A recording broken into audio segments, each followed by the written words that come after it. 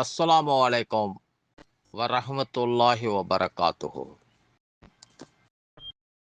அன்புமிக்க சகோதர சகோதரிகளை, அல்லாஹ்வின் நல்லடியார்களே, ஆட்சி மாற்றமும் இறைவனின் அதிகாரமும் ஒரு மூமினின் பார்வை என்ற பதிவை நாம் தொடர் பதிவாக பார்த்து வருகின்றோம். பதிவு 3. எந்த கட்சி ஆட்சிக்கு வந்தாலும் நம்மை பரிபாலிப்பவன் அல்லாஹ் ஒருவனே.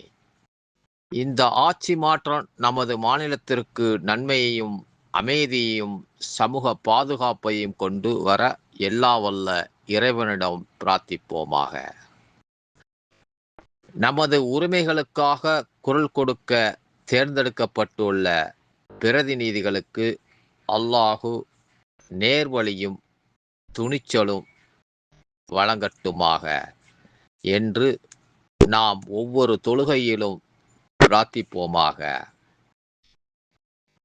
நாடு செழிப்புடன் இருப்பதற்கும் ஆட்சிகள் நல்ல முறையில் நடப்பதற்கும் ஆட்சி பீடத்தில் அமரும் அனைத்து உறுப்பினர்களுக்கும்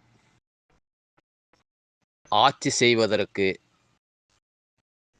நல்லதொரு